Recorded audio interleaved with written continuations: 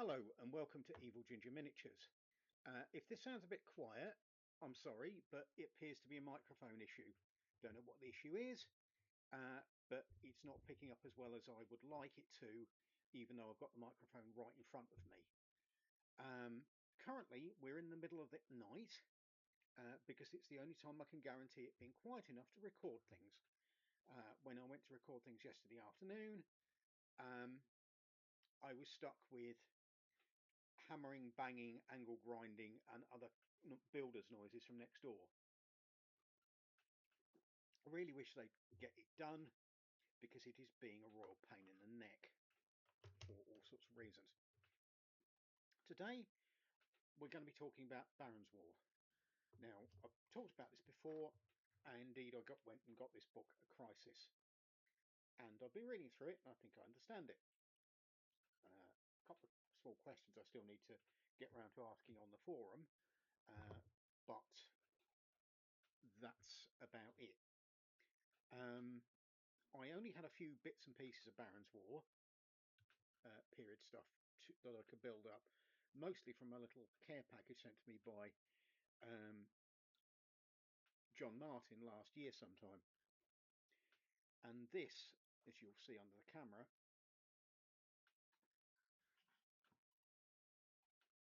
is pretty much as far as I've got with it. These are still at the shiny stage, apart from this guy who is, let's get hold of him by the base like you're supposed to, not yet varnished, and this guy here who is a standard bearer to go with that commander that I've just shown you, who's waiting for an arm. I may be improvising an arm whilst on camera if I can find the, because I have this. These are Conquest Normans, and I was thinking of stealing that flag thing there, or of stealing the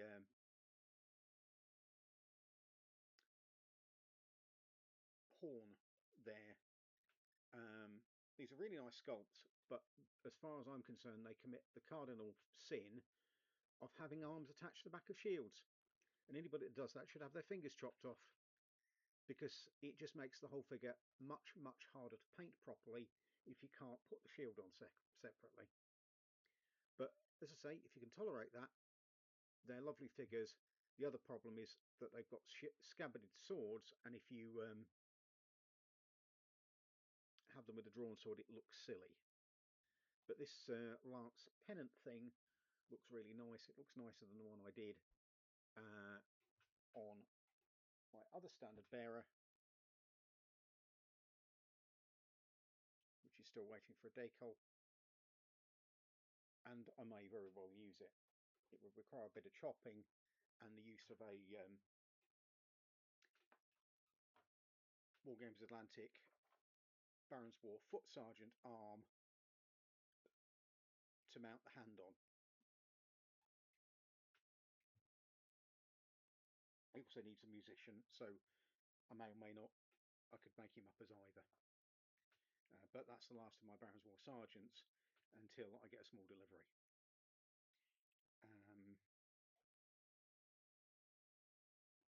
Because this is not a warband, this is not a retinue yet, and it probably needs, well, it definitely needs more infantry figures, and I would like to duplicate the cavalry, the command, and and add some more cavalry to it.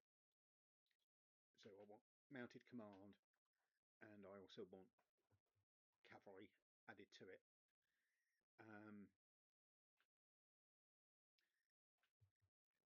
I've gone blank. I obviously need more coffee. That's always the thing. Now, I'm planning on hand painting all the shields.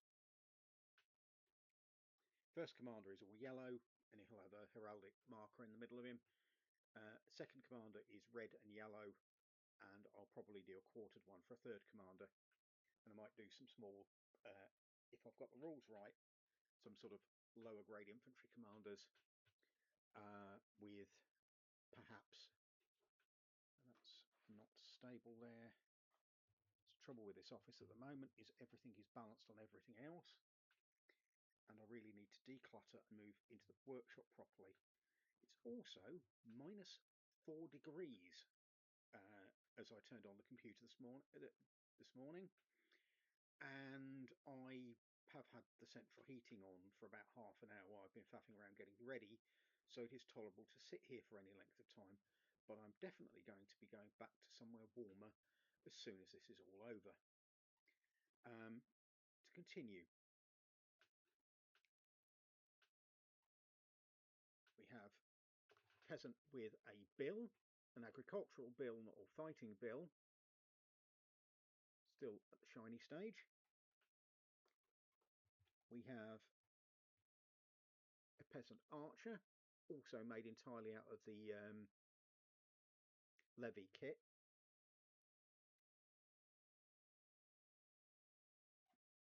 A slightly richer peasant, as represented by his more colourful clothing, who's a spearman. Another peasant archer, again a bit more wealthy.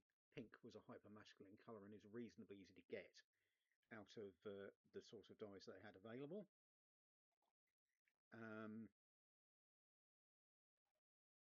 Another peasantish billman.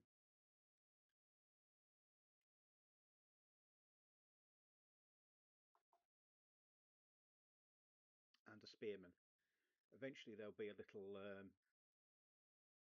block of those, and I might even do some with shields. First of my crossbowmen. Could do with a couple more of those. This is a sergeant.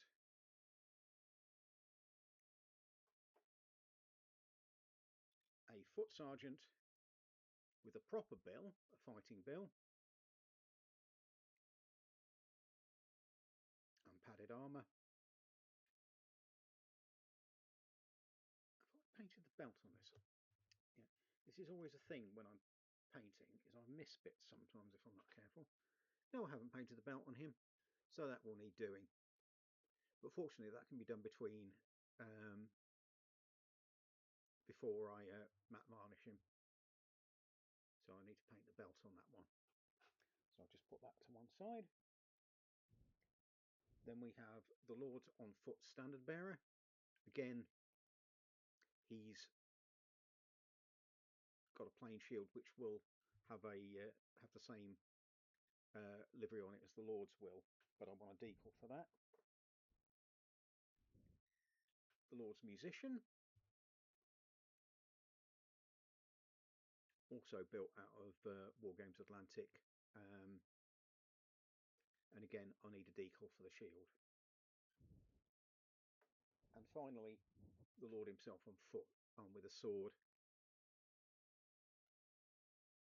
Probably need to pick the spurs out on him because I haven't done that, but other than that he's done.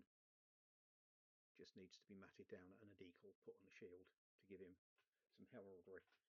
I was thinking of a nice lion rampant, but I can't get the VVV decal seem to have gone out of production for the medievals. I will have to double check if I can get them from anywhere, because I really liked using them, and you could build your own heraldry effectively out of them. The Baron's Wall stuff that they've done is really nice, but it's whole shield transfers, and I'm much more a fan of half painting them, half decaling them, which is what I've done here.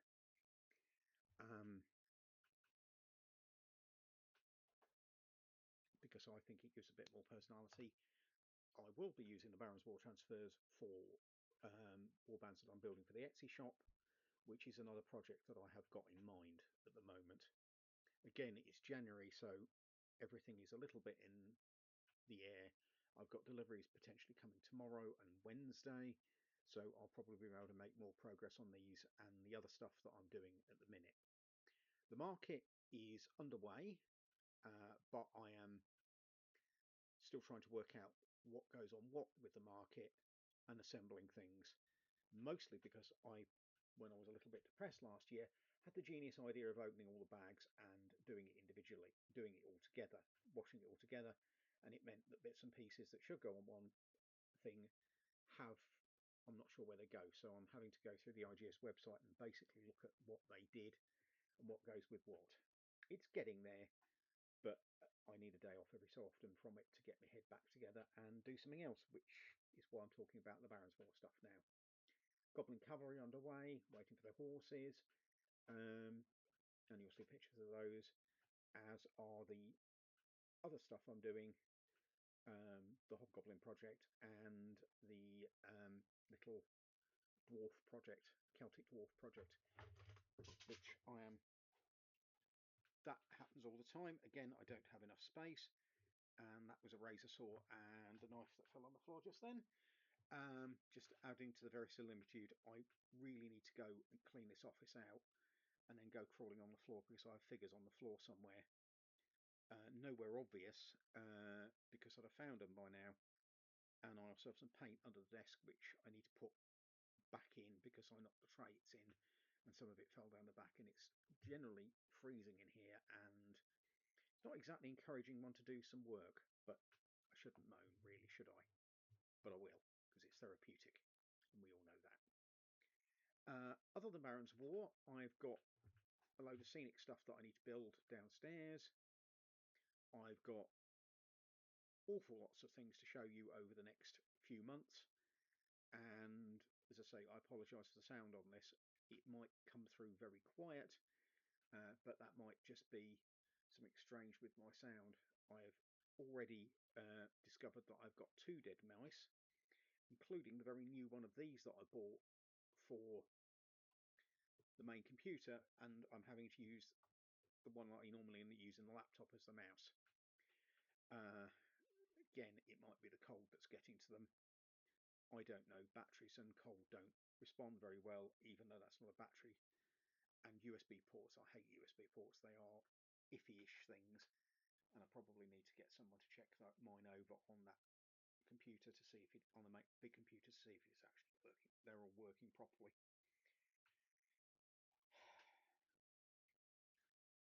It's all another thing I have to do.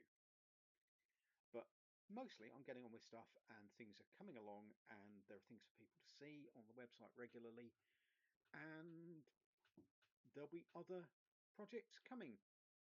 For example, tomorrow I really hope to be picking up some models from a local shop, and you might be shocked as to what they are when you see them, but that's a surprise for probably next week, when I will have built some of them, I hope, and potentially started painting them.